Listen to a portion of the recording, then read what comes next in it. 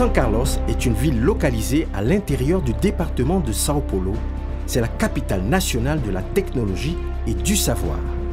Terre d'une qualité de vie élevée, un climat agréable et d'importantes institutions d'enseignement et des instituts de recherche. Avec ces caractéristiques, São Carlos est devenue une des villes principales de l'intérieur paulista.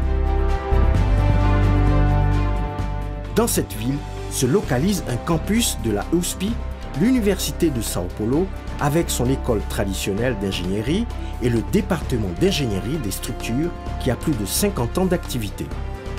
Allons connaître maintenant cette histoire de succès.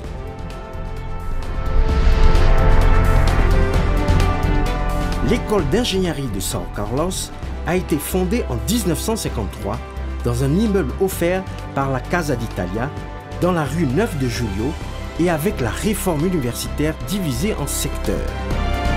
Le département d'ingénierie des structures, ou tout simplement CET, comme il est connu, a démarré ses activités en 1955 pour recevoir le premier groupe d'élèves.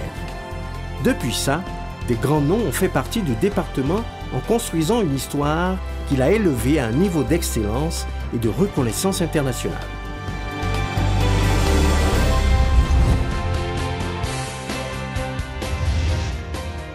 L'année 1970 a marqué l'implantation du programme du 3e cycle en ingénierie des structures.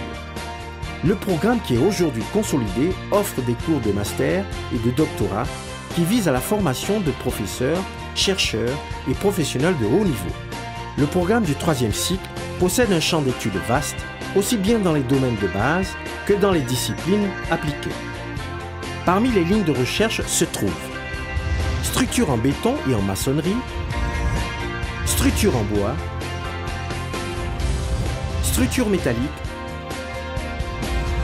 matériaux et mécanique des matériaux, mécanique des structures, méthode numérique. Ces applications se sont étendues sur de nouveaux matériaux et structures en allant au-delà de l'ingénierie civile. Le postdoctorat à USP est un programme de recherche réalisé par des docteurs. Ce programme a pour objectif d'améliorer le niveau d'excellence scientifique de l'université. Le département possède des professeurs spécialisés qui ont tous le titre de docteur.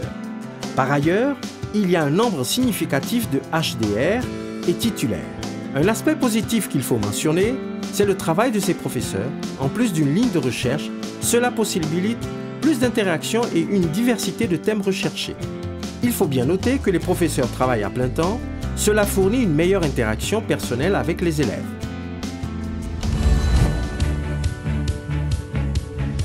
Les installations physiques du département méritent aussi d'être mises en évidence.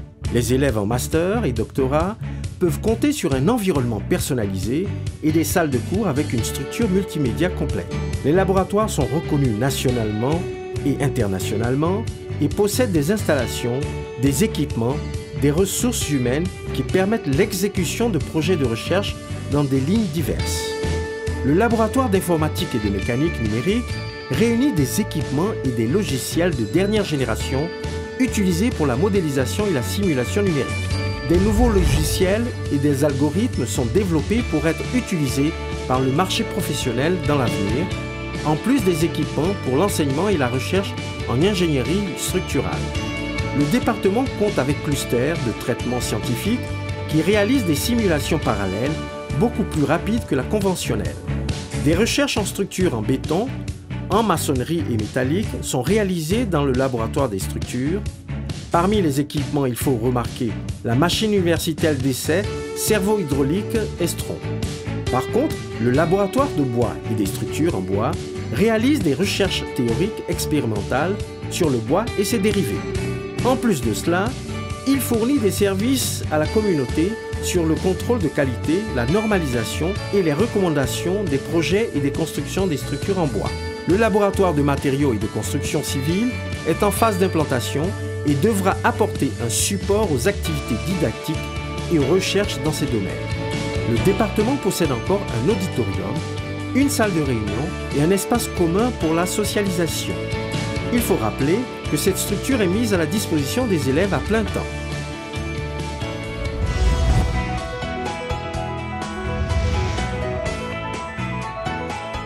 toute cette qualité a apporté d'excellents résultats au programme. C'est pour cela que ce programme compte sur le soutien financier d'importants organismes de promotion à la recherche comme CAPES et CNPq.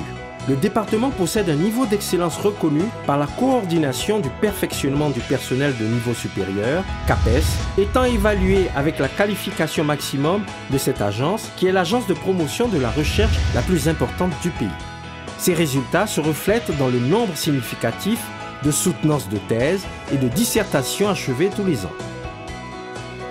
Les cahiers d'ingénierie des structures, qui publient les résultats de recherche des élèves du programme et des chercheurs des autres institutions, est un moyen de divulgation important. La production technique scientifique concernée est aussi divulguée dans les périodiques d'impact national et international et des événements scientifiques du domaine. L'Endo7 est un événement qui promeut et encourage un échange plus efficace entre les chercheurs des domaines différents. Le colloque sur la modélisation numérique des structures est un événement annuel pour la divulgation et la formation des principaux logiciels du domaine. Plusieurs recherches d'élèves de ce programme ont reçu des prix de reconnaissance nationale et internationale. Une grande partie des élèves diplômés occupent des positions importantes dans les instituts de recherche, dans l'industrie et les universités publiques et privées au Brésil et à l'étranger. Cette insertion internationale du programme a été incrémentée au moyen d'interchanges avec les institutions internationales célèbres, notamment en Amérique latine, en Amérique du Nord et en Europe. La performance du département va souvent au-delà, avec des services importants effectués dans la communauté, comme cela a été le cas de la participation dans le projet du barrage de l'île Solteira, dans les chantiers du métro de Sao Paulo, sur le pont route chemin de fer, sur le fleuve Paraná, au forum de Cuiabá et parmi d'autres.